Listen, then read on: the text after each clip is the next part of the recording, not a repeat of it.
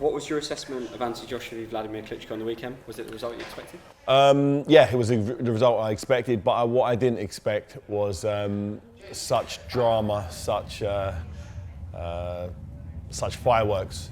I know that Wladimir Klitschko, throughout his whole career, has been a very, very safety-first opponent. When I thought of myself, he didn't want to close the show. You know, he was happy to just win a boring fight on points. Whenever I tried to engage, he held me and just really basically wanted to keep me at the end of his jab and just win as easily as possible.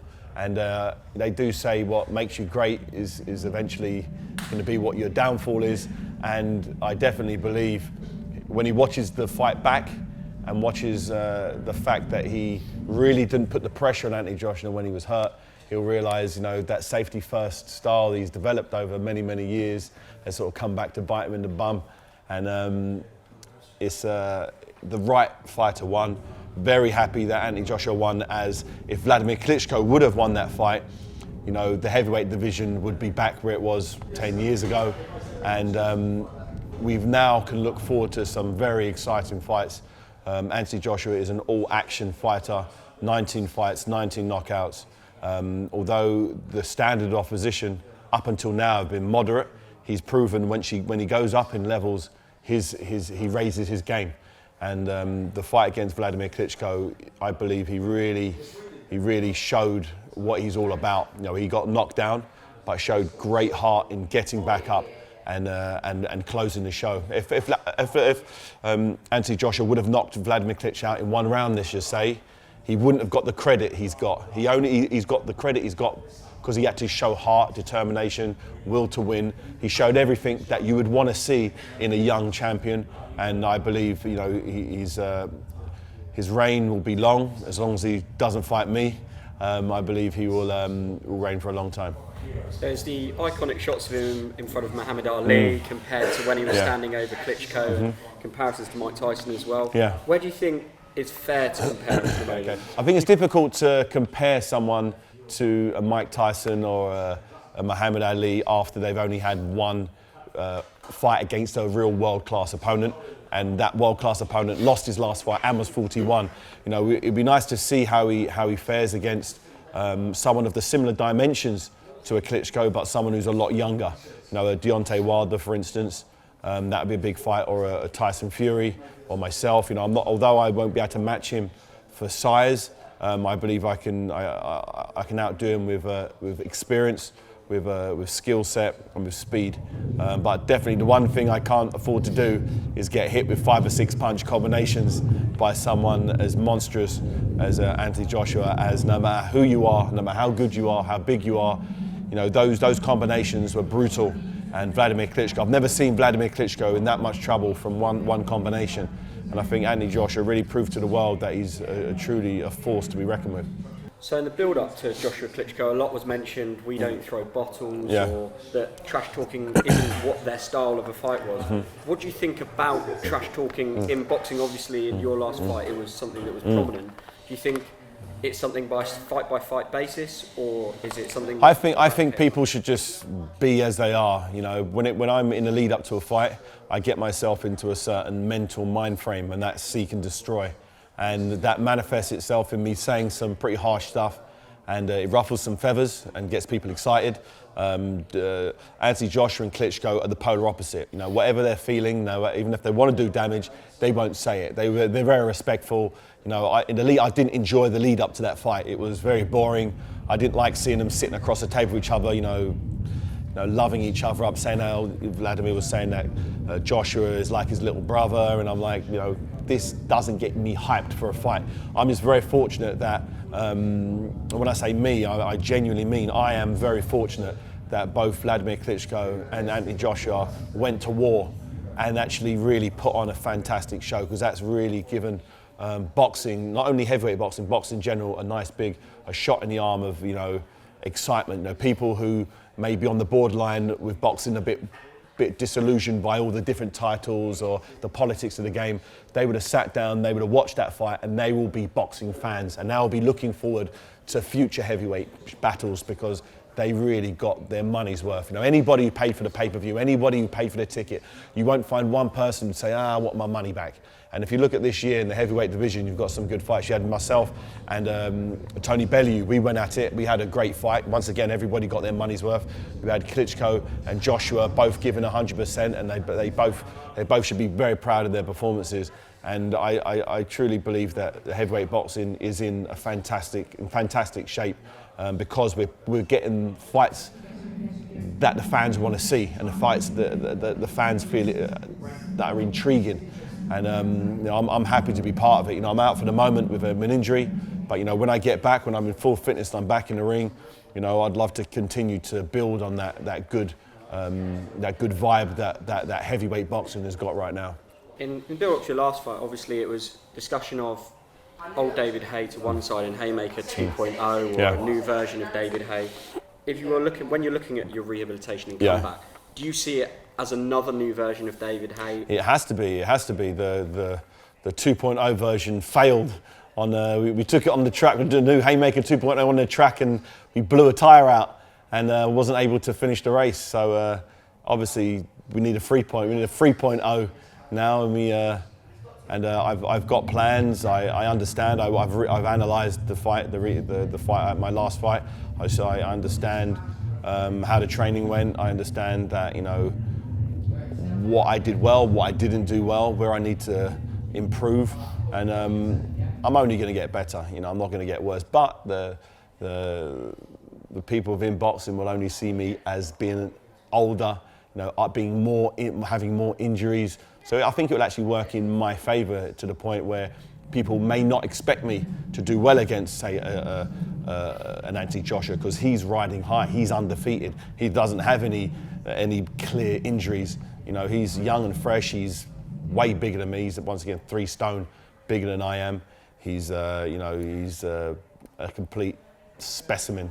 You know, if he was to construct the ultimate heavyweight, it would look pretty similar to Anthony Joshua. But what he doesn't have, in my opinion, is the slick skills needed when it gets tough. When his defensive skills, or their lack of, in my opinion, is the difference between myself and him. So obviously the next step after your fight with Tony Bellew, you mentioned then the immediate rematch was a chance or a possibility.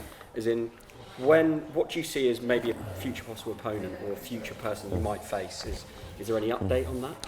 There's no update. You know, I haven't even started thinking about who I'm going to fight. All I'm focusing on is my rehabilitation and making sure that I'm in good health, as that's the only thing that matters. I could start screaming and shouting out, I want this fight, I want a rematch, I want to fight Joshua, I want to fight Klitschko, I want to fight Wilder. Who am I right now to be saying anything? All I need to do is keep my head down, keep a low profile, and focus on getting back to full health, as that's the only issue that's stopping these big fights. So once my leg's healed, then you'll hear who I'm going after. But whoever it will be a big fight, it will be exciting. And I'm still as confident as ever, particularly watching the fight on the weekend with Joshua and Klitschko. You know, I saw from both of them, you know, where I possibly could capitalise. You know, when I get someone hurt, I don't stand back and look at them. You know, I close the show. You know, if I was to ever get someone like Anthony Joshua hurt, like he was, I wouldn't do a Klitschko and, you know, try and get a 2 or 3 round breather when you've got someone in such bad shape. You know, I jump on it and I close the show. So it was actually quite good to see. It was good to see as a fan. It was good to see as a potential opponent for Anthony Joshua. That, you know, he is human. You know, as I always thought. You know, he showed a slight vulnerability against Dylan White, and this time round he took some big shots. But I don't think he's chinny. You know, I was unsure whether he could take a shot. But what he proved to me in the Klitschko fight was he can take big punches. The shots that put him down, to be brutally honest, I would be asleep. Wladimir Klitschko is a big man. If he was to hit me with the same shots that he hit Anthony Joshua with, you know, I'd definitely hit the deck, no doubt. And would I be able to get up? I don't know. I remember when I fought Wladimir Klitschko, you know, in 2011. He hit me on the chin with some big shots, and I didn't feel it. I didn't feel in those shots, as I don't get hit with any more than one shot at a time. You know, when Wladimir did hit me with a big shot, obviously I felt it, but I was able to have my wits about me to slip the next couple of shots. Joshua doesn't have those type of survival skills, so he took 2 or 3, 4 punches on the button, and Wladimir Klitschko punches hard. So if I was to take 4 punches from Klitschko, you know, being 3 stone lighter than him, like, you know, 35 pounds lighter than, or 45 pounds lighter than Wladimir Klitschko, it would be a real struggle to get back to my feet. So, you know, the shots that Joshua took, you know, he showed to me that he's got, you know, not only a big heart, but he's got a great chin also. But, you know, I put my shots together a lot better than Wladimir Klitschko does. He throws single punches, you know, he holds, you know, whereas I let my hands go. So it's just an intriguing fight that, you know, I'm getting a lot of talk about. Although I'm out injured and no one knows when I'll be back, people are saying we'd love to see you in there with Joshua. You know, I'm 10 years older than he is.